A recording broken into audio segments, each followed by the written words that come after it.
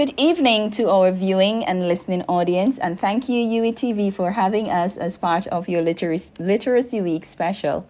We are members of the Masters in Education program at the University of the West Indies. Members of our discussion panel are Julicia Bailey, Barbara Pivot, and myself, Leisha Linehan. Our topic is language and literacy instructions with focus on the study Best Practices for Motivating Students to Read. Tonight, we will share with you the overarching goal of the study, how the study was conducted, the background of the study. We will also highlight some of its major findings and share with you some limitations. We will also discuss and conclude the presentation, but before we leave you, we will share an instructional strategy for motivating students to read. Then we will open the floor for questions and discussion. The overarching goal of the study is to sensitize educators to the importance of motivation in reading and provide support in implementing effective classroom practices that aid in students' reading motivation and engagement. Guthrie conducted this review to answer the following questions. How important are motivation and classroom practices in fostering motivation and engagement in reading? What are the prevailing motivational factors that impact students' reading engagement and influence interest, confidence, and dedication? What are some practices used to foster students' reading motivation and engagement? Why are some students driven to read and others driven away from reading? Is it that some students have fun while reading and others don't? In this article, Guthrie examines reading motivation, outlining that it is not simply about having fun while reading, but that there are core values that surround reading. He focuses on three key motivations to read: interest, confidence, and dedication. Let's take a look at each. Interest. This answers the question of why. Why do students read? Guthrie differentiates between two reasons for reading. One reason is for enjoyment, which is known as intrinsic motivation, because students are motivated to read for their own interests.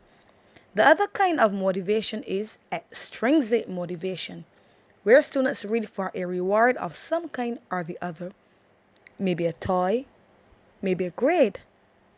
From the literature presented, Guthrie urges teachers to change from extrinsic to intrinsic reading motivation, as further interest in reading will come from intrinsic wants and needs. Confidence. Another factor that influences students' motivation to read is confidence, and confidence is simply the belief in one's own capacity. A proficient reader will have great confidence in his or her ability to read a text and will advance in doing so.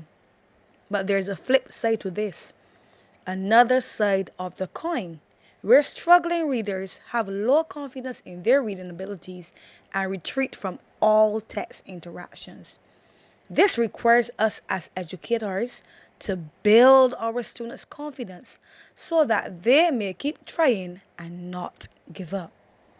Dedication. What motivates a student to read when the text is not interesting to him or her?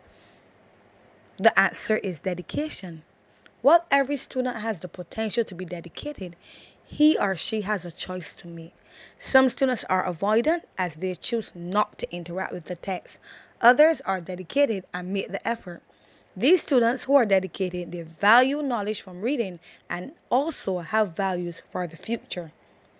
Given that some students are not intrinsically motivated to read or have low confidence in their reading ability that causes them to hide away from reading, and some are avoidant, Guthrie saw the need to put forward key motivational practices that would have a positive impact on students' interests.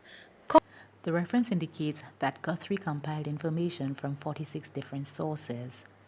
The author collected data from secondary sources through literature reviews of qualitative, correlational, and experimental research published in journals such as British Journal of Educational Psychology, Journal of Adolescent and Adult Literacy, the Elementary School Journal, and other scholarly documents.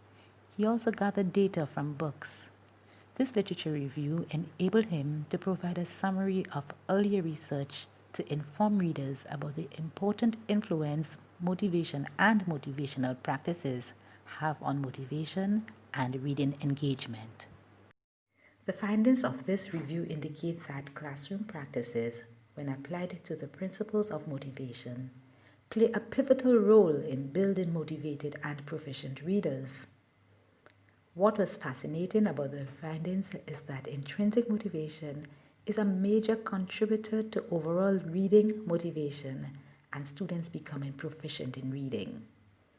When students interact with text for their benefits, they tend to immerse themselves more in the activity than students who read for extrinsic rewards. The principles of motivation are supported by subtenets such as relevance and use of real-world materials. The findings reveal that students are motivated to read more when texts are relevant to them. Interest in reading is also maintained when the relevance of text is coupled with the use of real-world materials or authentic learning experiences. Guthrie cited Kelly and Clausen Grace 2009, whose research reveals that students are more inclined to read about subject content when they can make a connection and apply it to real-life situations. Affording choices is another important factor.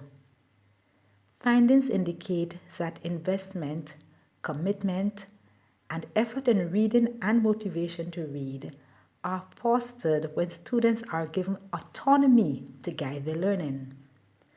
Autonomy support activities include allowing students to select texts, formulate their answers in terms of what they want to achieve, and decide on ways to demonstrate their understanding of content. In Guthrie and Humig, 2004. Thank you, Barbara, for sharing some of the findings of the study. Just to follow up on the findings relating to teacher support and assuring student success in reading. Finding shows that students can either embrace or they can retreat from reading depending on the way it is approached by educators. Also, focusing on students' strengths during and after reading activities rather than their weaknesses has shown to be a very effective strategy in increasing students' reading motivation and engagement.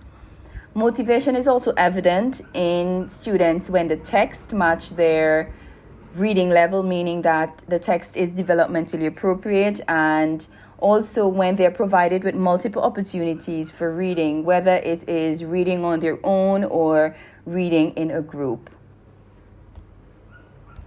Findings show when multiple motivation supports are integrated during instructions, it strengthens reading motivation in students. CORI, which is a concept-oriented reading instruction strategy, is based on providing relevance, choices, collaboration, level text, and thematic units during instructions.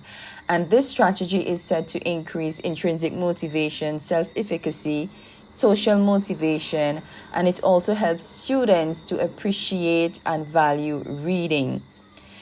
Findings also show that when CORI is used as part of instructional practice, it not only encourages students to read more and engage more in what they're reading, but increases students' competence in reading, comprehension, reading and writing tasks, reading fluency, and word recognition. Motivation is considered as an indispensable tool in reading motivation and reading proficiency. It is up to us as educators to implement effective practices that will foster a love of reading. Whether it is by creating a sense of autonomy that encourages students to guide their own learning, or providing relevant and developmentally appropriate text to match their reading levels, or even having students work in groups or on their own. All these factors are said to be essential in motivation with regards to interest, dedication, and confidence. The more interested students are, say for instance, in a particular topic, it increases the likelihood of them reading more. As they read and come to terms with the value of reading, they will make the effort to find time to dedicate to read.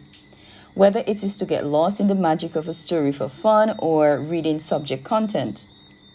The more they read, the more they will develop skills in reading and the more confident they'll become in their reading abilities.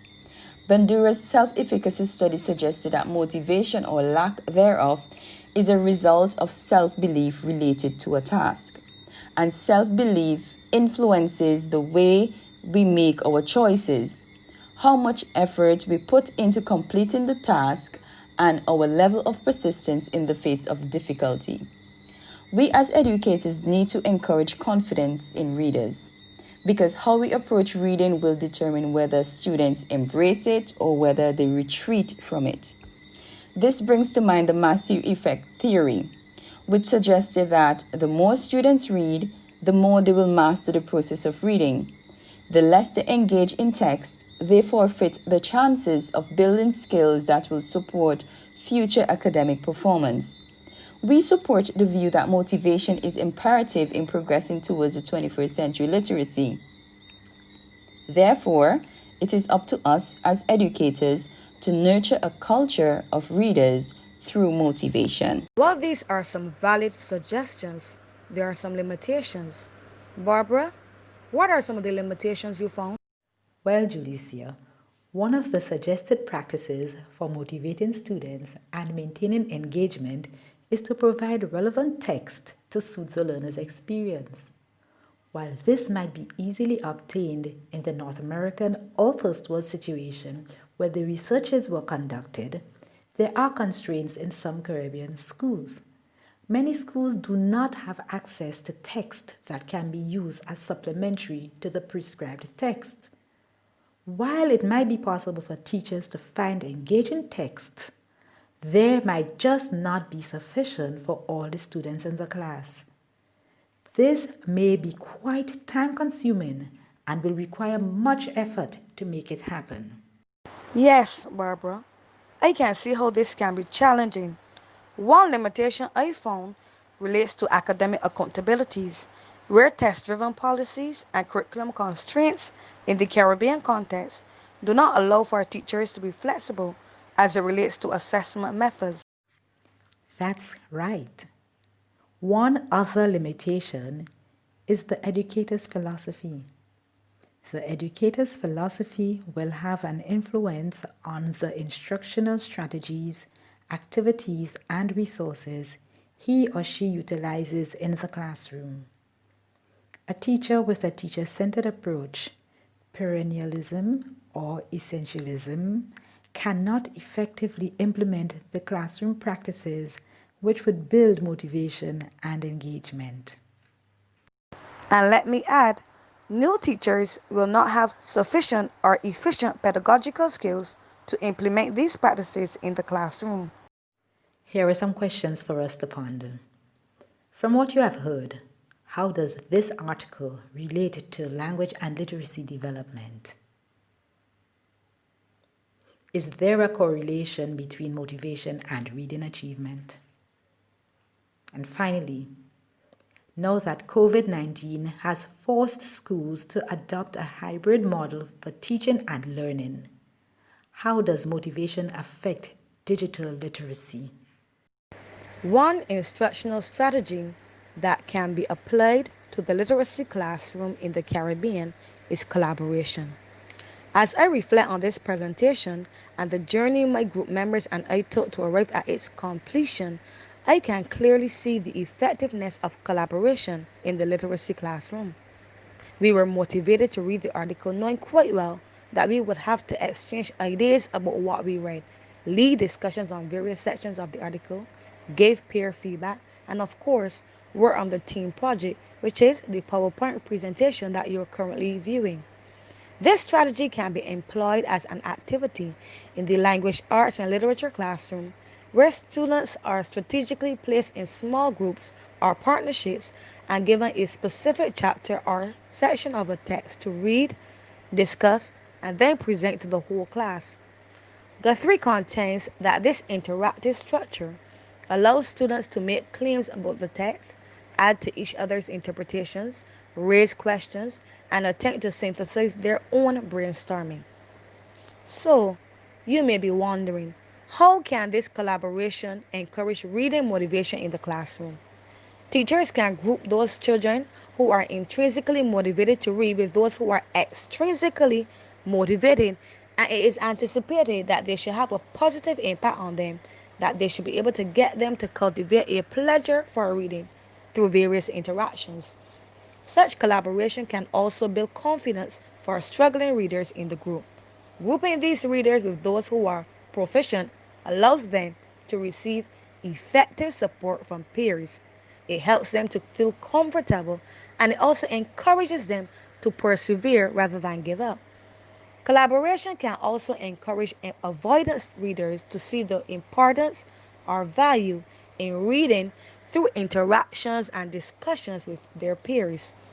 Collaboration, then, is a vital reading motivational strategy to the literacy classroom in the Caribbean, as it positively impacts students' interest, confidence, and dedication in reading.